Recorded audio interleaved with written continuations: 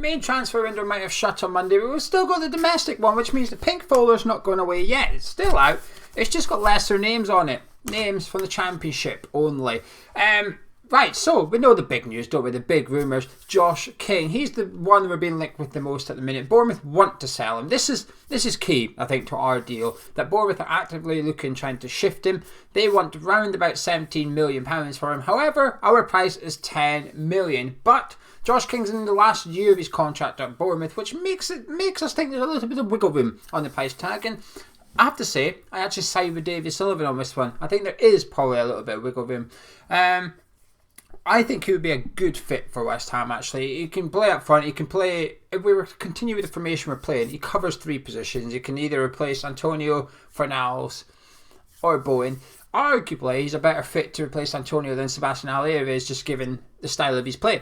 I think he's a good player. I've never been his biggest fan, admittedly. I think he's been an okay Premier League striker, and that is it. I don't think he's been exceptional. That obviously he was linked with Man United last January, wasn't he? Or this January. Didn't get his move, but he's done well. He's done well at Bournemouth. But I think given the pool of players that's available to us now in the lower leagues in England, I think it'd be a clever signing. I think it's not too costly.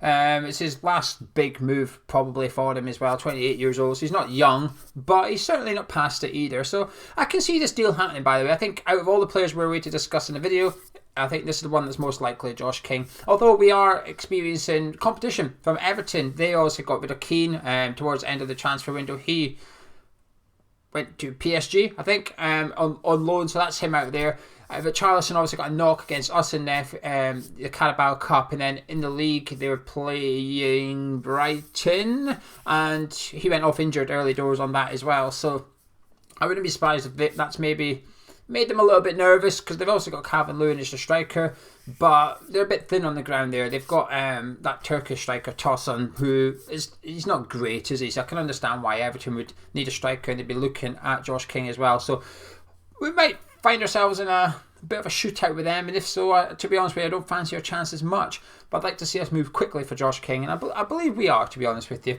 Benrahma, he's the star player that's left in the Championship. Eze got his move to Crystal Palace. That leaves Benrahma. Those two were sort of the top 2 players, along with Dean Gannon probably, in terms of the attacking talent in Championship last season. Obviously Watkins has gone to Villa and doing well there. But he's not going to come cheap, 25 to 30 million, although Brentford are open to selling him should the price be met, the price that they want. I'm not convinced that we are going to sign him. I know there's been a lot said that that's possibly our top target. I can't see it, to be honest with you. I think it's too expensive. I think if we've apparently got 30 million to spend, which didn't really add up. We had 40, signing someone for 5 million, and now we've got 30 left. There's just 5 million disappeared. But we've got 30 million to spend on players from the Championship.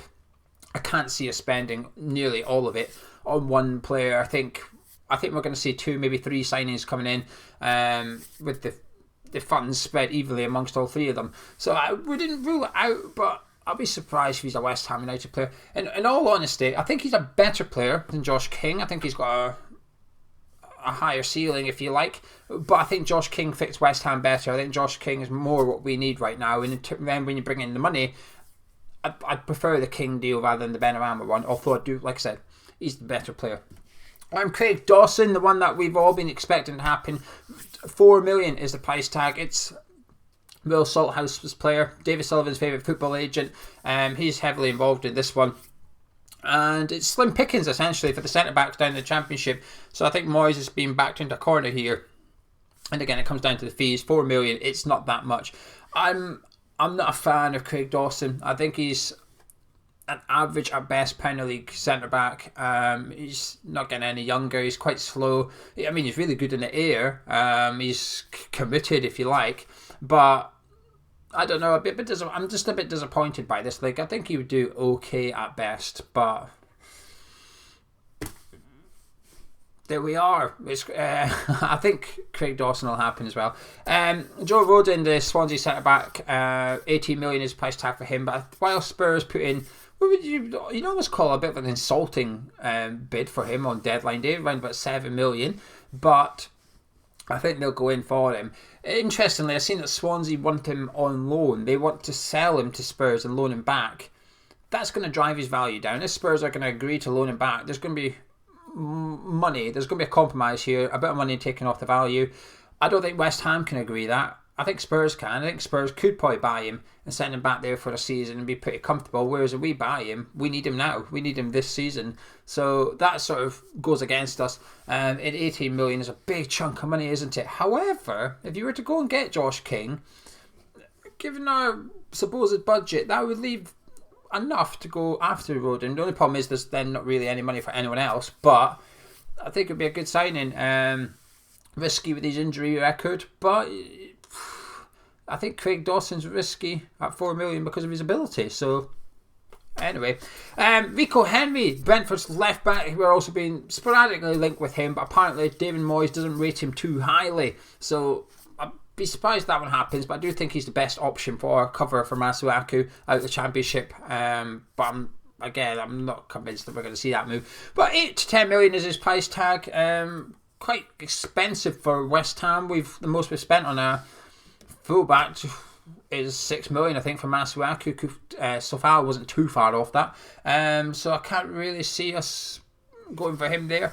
Ryan Manning, though, is a bit more likely, the QPR left back. Now, I wasn't keen on Manning because I think he's too, defensively, I think he's too questionable. I haven't seen QPR that much, but when I have watched him, I think going forward he's really good. Defensively, positionally, he's a bit sketchy. However, now we switched formation and we're playing the wing back rather than the conventional left back, it makes Manning a bit more appealing because of his ability going forward. He's converted from a centre midfielder into a left back, and you can tell that in his style of play. Sometimes, but like Matty Cash when he's playing right back, you can tell he used to be a slightly more advanced player. So as cover for Masuaku, I think this would be a clever purchase at a reasonably low fee as well. So again, I can see that there being substance to this, like with Ryan Manning. Two cooks at Bournemouth. Steve Cook, the centre back, and Lewis Cook. Steve Cook, I don't really rate him as much as other people. I've seen on social media a lot of people suggesting they'd like to see Steve Cook here. I don't know. I'm a bit. Don't think there's too much between him and Craig Dawson, in all honesty. But Lewis Cook, I used to be a big fan of. I used to really like him. I remember when he came up to the Premier League from Leeds, big money, and I thought he looked quality when he arrived at Bournemouth, and then he got injured, and since he's come back, he's just not quite been the same player. But we need a centre midfielder, and I'm a bit concerned at the lack of centre midfielders being linked with. Being linked with a couple of attacking options and some centre backs and maybe one or two fullbacks. There's not really been many centre midfielders that we are linked with, which is a slight concern, and I'm hoping that we are going to address that position. But I'll get onto that in another video. Lewis Cook, I think, would fit the bill. I think he's a really, really good player, actually. Like I said, I don't think he's been quite as good as he used to be. And maybe it's a bit risky because we've already got a couple of players in our squad that aren't as good as he used to be following a serious injury, Manuel Lanzini. But I don't know. There's just something about Lewis Cook. I still think he's got the ability in there. Philip Billing's another one I'd like to go for. I'm always to and fro with him, actually, because when he was at Huddersfield, I really wanted to see him at West Ham. Then towards the end of the season at Huddersfield, I went off him a bit. Whenever I watched him, I thought he was a bit lazy. I thought he didn't really care. It reminded me of Chiatti in his final days at West Ham. And I know people always say, you never liked Chiatti. Correct. I didn't like Chiatti in midfield. I used to think he was a top-class centre-back. But in his final days at West Ham, I don't think you can... Even these biggest fans have to admit that game at Goodison Park, for example, where Wayne Rooney went sprinting, he just jogged. He'd given up a bit. And I think Billing had a bit of that about him. And it put me off him. And then I saw him playing for his country, which I'm under pressure to remember right now. I want to say he's Swiss. I want to say Switzerland. I remember watching him play for Switzerland, and well, maybe not Switzerland, but his country. And he wasn't very good then either, and it just put me off him a bit more. And then he went to Bournemouth. I thought he started really well at Bournemouth, but he's very hit and miss. I think he's one of those players that's going to he's going to have a good solid season, but I don't think he's ever going to do as well as I thought he would have done, Billing. But would I have him at West Ham? Yes, but only because of the situation we're in, and I'm feeling a little bit desperate, to be honest with you.